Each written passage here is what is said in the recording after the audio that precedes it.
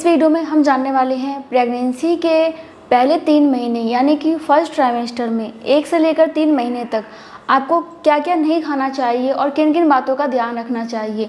तो चलिए आज का वीडियो स्टार्ट करते हैं। सो फ्रेंड्स, देखिए नॉर्मली प्रेगनेंसी के पहले 3 महीने बहुत ही ज़्यादा महत्वपूर्ण होते हैं और आपने एक बात सुनी होगी कि स्वस्थ माँ के गर्भ में ही स्वस्थ बच्चा रहता है। यानी कि अगर आपकी प्रेगनेंसी स्टार्टिंग से ही हेल्दी रहेगी तो नॉर्मल सी बात है कि आपका बच्चा भी स्वस्थ रहेगा, आप भी स्वस्थ रहेंगे। और प्रेगनेंसी के फर्स्ट ट्राइमेस्टर में मिसकैरेज होने का यानी कि गर्भपात होने का खतरा भी बहुत ज़्यादा रहता है, इसलिए इस समय आपको काफ़ी ज़्यादा सावधानी रखने की ज़रूरत पड़ती है। तो चलिए बिना टाइम वेस्ट किए अब जान लेते हैं कि वो कौन कौन सी चीज़ें हैं जिनको कि आपको नहीं खाना है और आपको ध्यान रखना है। तो जो सबसे पहली चीज़ है जो कि आपको नहीं खाना है वो है आपका पपीता और अनानास। अनानास की बात करें तो अनानास में ब्रोमलिन एंजाइम होते हैं, पपीता में लेटेक्स, पेपेइन और पेप्सिन नामक तत्व होते हैं जो कि आपके गर्भ को गिरा सकते हैं, इसलिए भूलकर भी इनका सेवन ना करें। इसके अलावा आपको इस समय जो चीज़ें बहुत ही अधिक मात्रा में नहीं खानी है वो है विटामिन सी।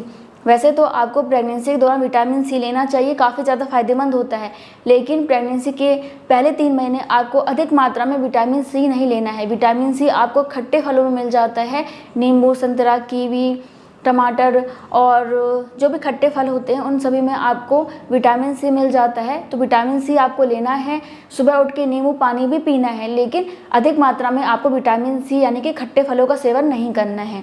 इसके अलावा तीसरी चीज़ जो आपको नहीं खाना है वो है गर्म चीज़ें। तो इस समय गर्म चीज़ें क्या हो सकती हैं? सबसे पहला हो सकता है आपका ड्राई फ्रूट्स। तो आपको इस समय डायरेक्ट ड्राई फ्रूट नहीं खाना है क्योंकि वो काफ़ी गर्म होते हैं, उनकी तासीर गर्म होती है जिससे कि गर्भ गिरने का खतरा हो सकता है। तो आपको क्या करना चाहिए? आपको करना ये चाहिए कि अगर आप ड्राई फ्रूट्स खाना चाहते हैं तो पहले उसको पानी में भिगो दीजिए, उसके बाद ही आप उसको खाइए। और नॉर्मली इस समय आपको बादाम खाना चाहिए, तो आपको क्या करना है कि रात में 5 बादाम पानी में डाल दीजिए, सुबह उठ के छिलका उतार के खा लीजिए। इससे क्या होगा कि बादाम की तासीर ठंडी हो जाएगी और बादाम के जो भी जरूरी पोषक तत्व होते हैं वो आपको और आपके बच्चे को मिलेंगे। तो ड्राई फ्रूट्स खाना है लेकिन डायरेक्ट आपको नहीं खाना है, भिगा हुआ खाना है, ठीक है। इसके अलावा कुछ मसाले भी गर्म होते हैं जो कि आपको नहीं खानी चाहिए क्योंकि उनकी तासीर गर्म होती हैं।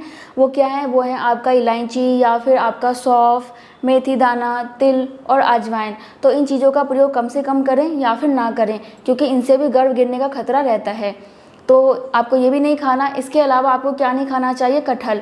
तो आपको इस समय ज़्यादा कटहल नहीं खाना चाहिए। कभी कभी आप खा रहे हैं तो कोई दिक्कत नहीं है, लेकिन अधिक मात्रा में कटहल का सेवन ना करें। इसके अलावा ये भी माना जाता है कि इस समय आपको करेला नहीं खाना चाहिए या फिर बैंगन नहीं खाना चाहिए, लेकिन अगर आप लिमिट मात्रा में खाते हैं, कभी कभी खाते हैं तो कोई दिक्कत नहीं होगी, आप आराम से खा सकते हैं। इस समय आपको कुछ कच्ची चीज़ें नहीं खानी चाहिए जैसे कि कच्चा मांस या फिर मछली या फिर अंडा या फिर दूध, क्योंकि इनमें कुछ ऐसे तत्व होते हैं, कुछ ऐसे बैक्टीरिया होते हैं जो कि आपको फूड पॉइजनिंग कर सकते हैं। इसके अलावा ये आपके गर्भ के लिए भी अच्छे नहीं होते हैं, इसलिए इन चीज़ों को कच्चा ना खाएं, अच्छे से पका के ही खाइए। इसके अलावा इस समय आपको कुछ चीज़ें और भी नहीं खानी चाहिए जैसे कि आपका तला भुना खाना हो गया, मसालेदार खाना हो गया या फिर प्रोसेस्ड फूड होते हैं, फास्ट फूड वगैरह होते हैं और जो बाहर के चाट पकौड़े वगैरह होते हैं, आपको वो भी नहीं खाना है। हैवी खाना नहीं खाना है क्योंकि इस समय आपके शरीर में बहुत सारे हार्मोन्स बनते हैं, बहुत सारी परिवर्तन हो रहे होते हैं और इस समय बहुत सारी महिलाओं को कब्ज की प्रॉब्लम होती है,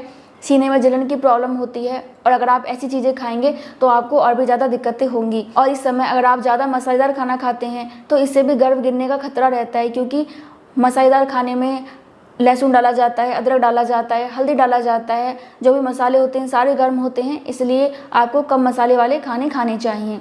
तो ये तो खाने पीने की बात हो गई है। इसके अलावा जो भी हेल्दी चीज़ें हैं आपको वो खानी है, अनहेल्दी चीज़ों से दूर रहना है क्योंकि इस समय आपके बच्चे का विकास हो रहा होता है, तो बहुत ज़रूरी है कि आप जो भी खाइए वो हेल्दी होना चाहिए, ठीक है। बाकी आपको कुछ बातों का ध्यान और रखना है कि आपको इस समय ज़्यादा भागा दौड़ी नहीं करनी है क्योंकि ज़्यादा भागा दौड़ी करना इस समय आपके गर्भ के लिए अच्छा नहीं होता है। इसके अलावा इस समय आपको लंबी यात्रा नहीं करना चाहिए क्योंकि इससे भी गर्भ गिरने का खतरा रहता है और आपको इस समय ऊबड़ खाबड़ वाली जगह पे नहीं जाना चाहिए। और इसके अलावा आपको इस समय ऊंची हील भी नहीं पहनना चाहिए और आप आरामदायक जूते चप्पल जो भी पहन रहे हैं वो पहने। इसके अलावा इस समय आपको ढीले ढाले कपड़े पहनने चाहिए, क्योंकि टाइट कपड़े पहनने से आप काफ़ी विचलित हो सकते हैं, क्योंकि इस समय शरीर में काफ़ी ज़्यादा परिवर्तन होता है। कई बार आप बेचैन हो जाते हो, तो टाइट कपड़े की वजह से आपको और ज़्यादा परेशानी हो सकती है। इसलिए कॉटन के कपड़े पहने और ढीले ढाले पहने। इसके अलावा प्रेगनेंसी के पहले 3 महीने आपको भूल कर भी भारी सामान नहीं उठाना है, क्योंकि इससे ब्लीडिंग होने का खतरा हो सकता है। और ब्लीडिंग होगा तो नॉर्मल सी बात है कि गर्भपात होने का खतरा भी होता है, गर्भ गिरने का खतरा होता है। इसलिए ना तो भारी सामान को उठाइए और ना ही भारी सामान को खिसकाइए। जैसे कि अगर आप साफ सफाई कर रहे हैं तो सोफा को खिसका रहे हैं या फिर टेबल को खिसका रहे हैं, या फिर आप कोई भी भारी सामान उठा रहे हो, तो आपको इस समय ऐसा कोई भी काम नहीं करना है, नहीं तो फिर आपको ही दिक्कत होगी, आपके बच्चे को ही परेशानी होगी। इस समय आपको एक ही जगह पे लंबे समय तक खड़े नहीं रहना है, क्योंकि ये भी आपके गर्भ के लिए सेफ नहीं होगा। बाकी देखिए, इस समय बहुत सारी महिलाओं को मॉर्निंग सिकनेस की प्रॉब्लम हो जाती है, उल्टी की प्रॉब्लम हो जाती है, चक्कर आते हैं, सर में दर्द की प्रॉब्लम हो जाती है, कमजोरी आती है, थकान रहती है, तो बहुत सारी चीज़ें हो जाती हैं। तो ऐसे में अगर आप कोई मेडिसिन ले रहे हैं तो बिना डॉक्टर के पूछे बिल्कुल ना लें, क्योंकि ये आपके लिए और आपके बच्चे के लिए सेफ़ नहीं रहेगा। अगर आप प्रेगनेंसी प्लान कर रहे हैं, आपको लगता है कि आप प्रेग्नेंट हो सकती हैं या फिर हो चुकी हैं, तो आपको डॉक्टर से मिलना है, चेकअप कराना है, जो भी टेस्ट हैं वो करवाने हैं। इसके अलावा आपको जो भी परेशानी है अपने डॉक्टर को बताना है और उनसे मेडिसिन लेना है। इसके अलावा इस समय डॉक्टर आपको फोलिक एसिड भी देते हैं, तो आपको उसको भी ज़रूर लेना है, क्योंकि ये आपके बच्चे के लिए बहुत ज़रूरी है। क्योंकि इस समय आपके बच्चे का तंत्रिका तंत्र बनता है, रीढ़ की हड्डी बनती है, तो उसके विकास के लिए बहुत ज़रूरी है कि आप फोलिक एसिड लीजिए, क्योंकि फोलिक एसिड की कमी से बच्चे को न्यूरल ट्यूब दोष होने का खतरा रहता है।